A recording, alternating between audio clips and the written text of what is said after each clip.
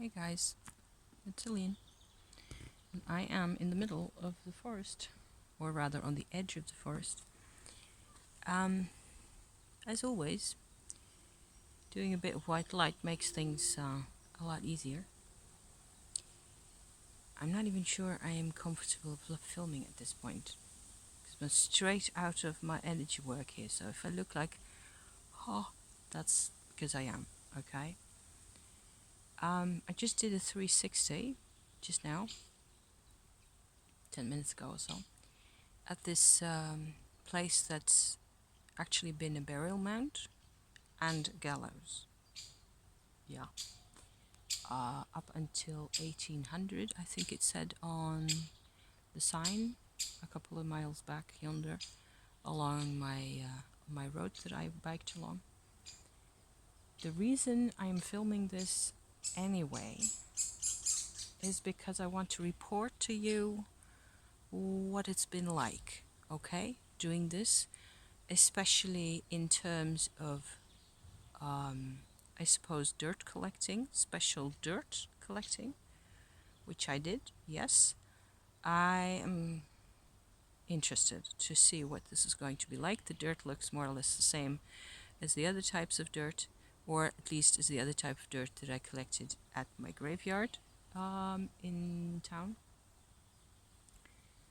Um, Emotionally, it's different in the sense that it is really very remote, but I could sense coming on my bike towards here from about 2 or 3 kilometers away. Could start to sense a huge lot of emotional human activity around here in this place. Very different from the surroundings, from the surrounding area. It looks peaceful, it sounds peaceful, and it is peaceful even. But behind the layers of the things that you can see somehow, there is or was a lot of emotion. Not by any people individually, but just heaped up kind of tension,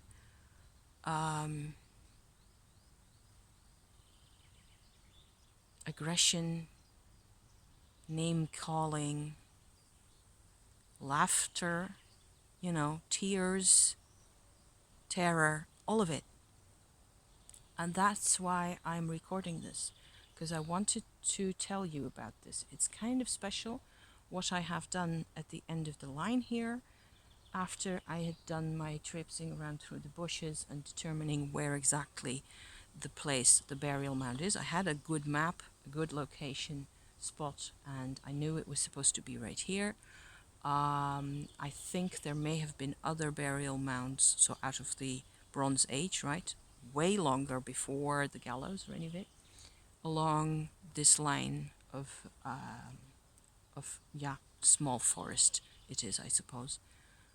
Going towards the canal in that direction, there have been other burial mounds in the old times, but not anymore, I think.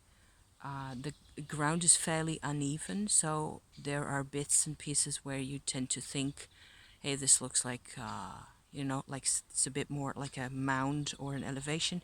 It's possible. Turns out that I've done a lot of burial mound research in the Netherlands yesterday, 4 hours on end. I was at the computer trawling through, research that people have done, looking up maps and stuff for the country around, for miles and miles around, because I want to know more. I want to know more about that stuff. I want to know more. It's not something I had in school at all, so not this kind of thing anyway. So I have learned that there are way more burial mounds, whether they have been excavated or worked on or not, they're all over. So, but this is the only place, and it's actually rather a special location. There are no signs here or anything else indicating that this is a special place in any way. You have to really know beforehand actually coming here that you're looking for this place. They did, however, put up two benches, the one I'm sitting on, and another one over yonder where I first put my bike down. When I sort of figured out where I was exactly compared to my map situation. So these are like this, what you can see here, like so, is by now it's fairly small, a small path, really just a walker's path. You could bike inside here if you wanted to, but I don't necessarily think it's such a great idea. It's quite bushy. It is open. You can walk easily enough. But it looks like an what we call production forest, where they just grew pine trees and or whatever kinds of trees, and it has been left to nature. That happens in this country quite a bit, where they decide in the end that they don't need the wood that much, or they sell it to somebody who looks after the nature, and so the nature tends to look after itself that way, if you know what I mean. So it's a bit of an out of the way corner. It's also a border point between community areas. So where I come from, another little village over yonder, and one larger set of villages and towns over beyond that way, quite a distance. In the middle of that, in kind of what's left of a no man's land, it's like a no man's land, which is why the gallows were here. So lots more intel to look up, I think. It's also starting to rain slightly again. I may just sit here and wait it out. I brought a raincoat, an umbrella, and all the rest of it. I also brought an apple, which I think I'm going to have now. I did a white light session. I started off talking about that because I felt that it's always a good idea. I also collected the litter that was lying around. Not that much of it, but it was annoying the hell out of me. So I just picked up a couple of plasticky bits and things here and there. And that is my gift to the area. Instead of leaving behind my hair, which I tend to do which I think is a really good idea to trade for graveyard dirt or, things like that. I decided to pick up the plasticky bits instead and to do that, and I think that's good enough. There hasn't been any interaction with this particular area other than from the. I had to pause for a bit. There's a big white beamer passing by, staring at me.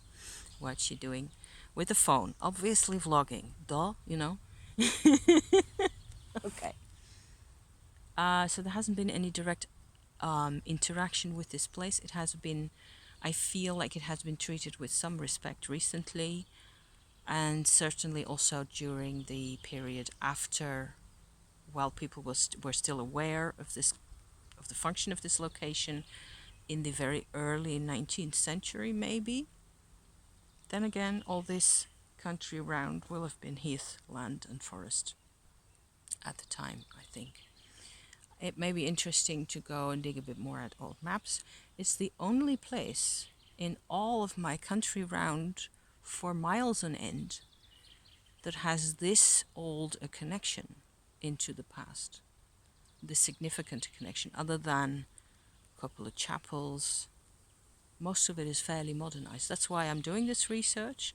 Also, the whole burial mound adventure is about connecting more to the past because it's been paved over so much. So I mind that. What with having grown up in France for a bit and or in Amsterdam even, I suppose I can count my student years in Amsterdam as growing up quite a bit, yes. Amsterdam is a really old city. It's got lots of old buildings in different areas of history, different time periods on top of each other, and there's a sense of the layering of time there. A lot of the modern day, or let's say 90s, 80s, 90s, and zeros types of urban development, local, agricultural strategies, approaches have been all about controlling nature stratifying and planifying everything in such a way that you never you it's supposed to be 100% efficient. It's about production and money and nothing else. And people are really seeing by now, over the past 20 years, they've been seeing that it's bad for the butterflies and the bees. The ecosystems were suffering, the water systems, and all the rest of it. So it's really special for me to be sitting at a place like this, um, to do my white light, even though it's not like there are spirits here that much. It's more like impressions for me. It's a vibrational impression that I get of all this activity, all these emotions, all these hormones, all this raging conflict and stupid ways of, going about things. Stress and pain and all that. Not that much pain and drama. It isn't like that black and white. It's much more just confused and all types of emotion. So I thought that was worth recording. 11 minutes. That's enough. Okay. Thank you. Yes, for being here. And I feel that's enough for now. I'm going to have my apple. Okay. See you around. Okay. See you soon.